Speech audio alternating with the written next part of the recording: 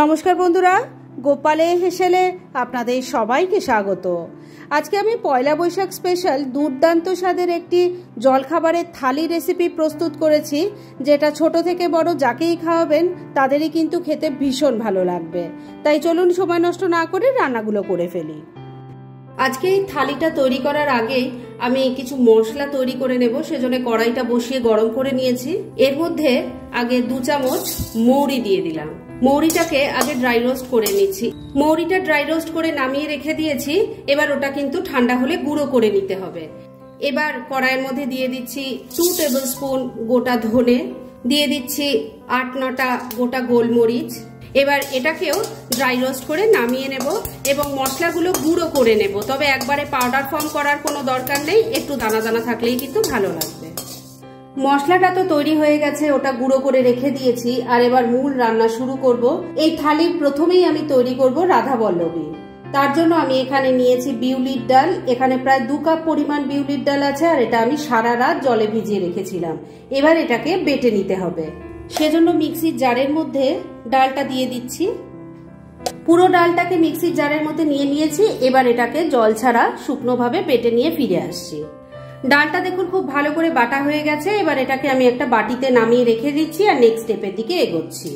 এবার রাধাবল্লভী তৈরি করার জন্য ডোটা তৈরি করে নেব। সেজন্য আমি বাটির মধ্যে প্রায় 500 গ্রাম ময়দা নিয়ে নিয়েছি। এবার এর মধ্যে প্রথমে দিয়ে দিচ্ছি ভেজে রাখা যে মৌরিটা ছিল, সেটাকে গুঁড়ো করে নিয়েছি। আমি কিন্তু এখানে অল্প পরিমাণে দিয়েছি আর অল্প পরিমাণ রেখে দিয়েছি, সেটা আবার পরে কাজে লাগবে। স্বাদ মতো নুন দিয়ে দিচ্ছি, অল্প একটু চিনি দিয়ে দিলাম, দিয়ে দিচ্ছি 2 চামচ আদা কাঁচা লঙ্কা বাটা। ময়ানের জন্য রিফাইন অয়েল দিয়ে দিচ্ছি। এবার সবকিছু খুব ভালো করে মিশিয়ে নিচ্ছি। সবকিছু খুব ভালো করে মিশিয়ে নিয়েছি। এবার অল্প অল্প জল দিয়ে এর একটা ডো তৈরি করে নিচ্ছি। এই ডোটা খুব নরমও হবে না, আবার খুব শক্তও হবে না। ডোটা ভালো করে মাখা হয়ে গেছে। এবার এর ওপর থেকে একটু তেল লাগিয়ে এটাকে আমি রেস্ট হতে রেখে দিচ্ছি। আর এই সময়ের মধ্যে চলুন রাধাবল্লভীর পুরটা আগে বানিয়ে দিই। পুর বানানোর জন্য কড়াইয়ে তেল গরম করে নিয়েছি। এর মধ্যে প্রথমে দিয়ে দিচ্ছি অল্প কালো জিরে, একটু হিং দিয়ে দিলাম, দিয়ে দিচ্ছি 2 চামচ আদা কাঁচা লঙ্কা বাটা, স্বাদ মতো নুন দিয়ে দিচ্ছি, অল্প চিনি দিয়ে দিলাম। এবার সবকিছু মিশিয়ে নিয়ে খুব ভালো করে কষিয়ে নিচ্ছি। মশলাটা ভালো করে কষিয়ে নিয়েছি। এবার বিউলির ডাল বাটাটা এর মধ্যে দিয়ে দিলাম। সমস্ত ডাল বাটাটা দিয়ে দিয়েছি। এবার মশলার সাথে খুব ভালো করে কষিয়ে নেব। বন্ধুরা, আপনারা আমার রেসিপি দেখার সাথে সাথে আমার ফেসবুক পেজ গোপালের হেসেল, তাতেও ভিজিট করতে পারেন। ডেসক্রিপশন বক্সে লিংক দেওয়া আছে।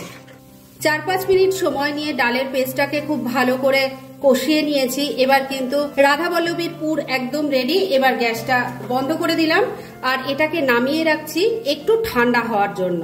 আর যতক্ষণে এটা ঠান্ডা হচ্ছে ততক্ষণে চলুন এই রাধাবল্লভীর সাথে পরিবেশনের জন্য একটা দারুণ টেস্টি রান্না করে ফেলি। এবার রাধাবল্লভীর সাথে পরিবেশনের জন্য একদম শুকনো শুকনো দারুণ টেস্টি একটা আলুর দম তৈরি করব। সেজন্য কড়াইয়ে তেল গরম করে নিয়েছি।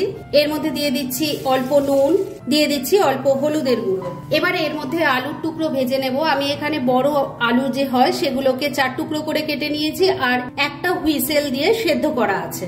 এবার আলুগুলো দিয়ে দিলাম। এবার মিডিয়াম ফ্লেমে রেখে আলুগুলোকে খুব ভালো করে লাল লাল করে ভেজে নিচ্ছি। আলুগুলো ভেজে তুলে নিয়েছি। এবার যে তেল আছে তার মধ্যেই বাকি রান্নাটা করব। এর মধ্যে প্রথমে দিয়ে দিচ্ছি 2 টুকরো করা একটা তেজপাতা, একটা শুকনো লঙ্কা, একটু হিং দিয়ে দিলাম। এর সাথে একটু চিনিও দিয়ে দিলাম, এতে কালারটা ভালো আসবে।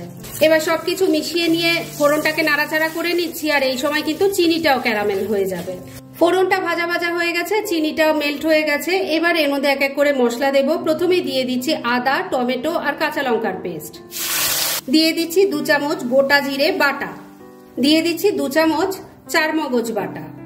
এবার দিয়ে দিলাম হলুদের গুঁড়ো, অল্প কাশ্মীরি মির্চ পাউডারও দিয়ে দিলাম। স্বাদ মতো নুন দিয়ে দিচ্ছি, তবে নুনটা দেওয়ার আগে খেয়াল রাখবেন আলুও কিন্তু নুন দিয়ে ভাজা আছে। কয়েকটা বাতাসা দিয়ে দিলাম। এবার সবকিছু মিশিয়ে নিয়ে মিডিয়াম ফ্লেমে মশলাটাকে খুব ভালো করে কষিয়ে নিতে হবে। এই কষানোর উপরেই কিন্তু এই রান্নার টেস্টটা ডিপেন্ড করছে, তাই এই কষানোটা একটু সময় নিয়ে করতে হবে।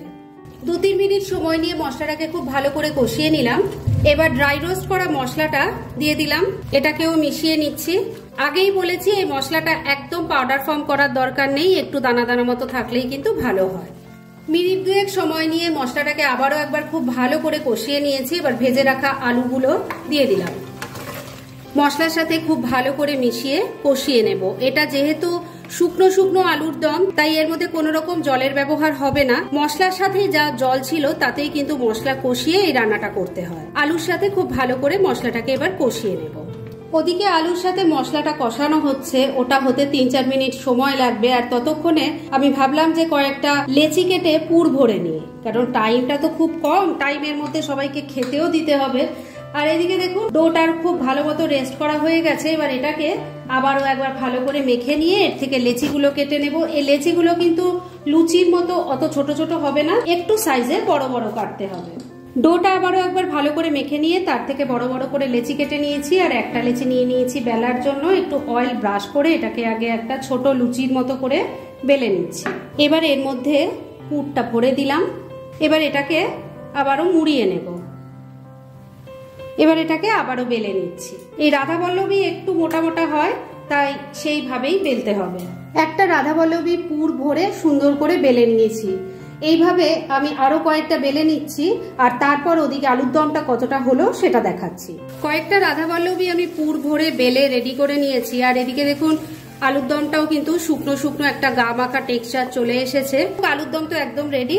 গ্যাসটা বন্ধ করে দিলাম। এবার এটাকে আমি আপাতত ঢাকা দিয়ে রেখে দিচ্ছি, আর বাদ বাকি অন্য আইটেম গুলো হলে তারপর একসাথে সব সার্ভ করে দেখাচ্ছি। রাধাবল্লভীগুলোর পুর ভরে রেডি করে নিয়েছি, আর ওদিকে ভাজার জন্য তেলও বসিয়ে দিয়েছি গরম হতে। তেলটা যতক্ষণে গরম হচ্ছে ততক্ষণে এই সবকিছুর সাথে একটা মিষ্টি না হলে ঠিক ভালো লাগে না, তাই চটজলদি একটা মিষ্টির রেসিপি আপনাদের দেখিয়ে দিচ্ছি। প্যানের মধ্যে অল্প একটু ঘি দিয়ে দিলাম। ঘিটা মেল্ট হয়ে গেছে। এবার এর মধ্যে একটু কাজু কিশমিশ আগে ভেজে নিচ্ছি।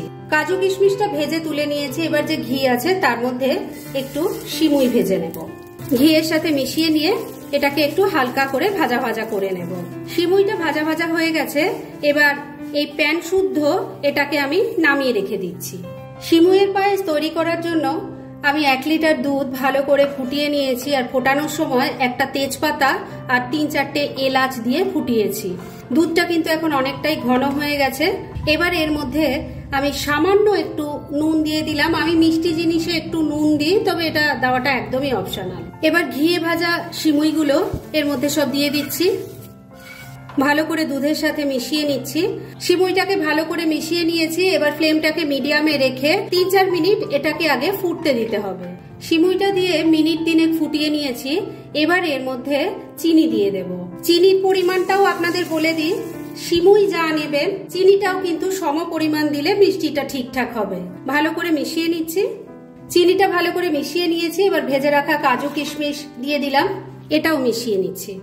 এবার ফ্লেমটাকে ওই একই রেখে মিনিট 2 আবারও রান্নাটা করে নেব। মিনিট 2 আবারও রান্নাটা করে নিয়েছি।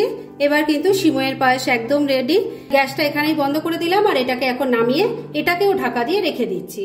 পায়েসটা রান্না হতে হতে রাধাবল্লভী তৈরির জন্য তেলও ভালো করে গরম হয়ে গেছে। এবার একটা একটা করে তেলের মধ্যে দিয়ে দিচ্ছি। তেলটা প্রথমে খুব ভালো করে গরম করে নেবেন, আর তারপর মিডিয়াম ফ্লেমে এগুলো ভাজতে হবে।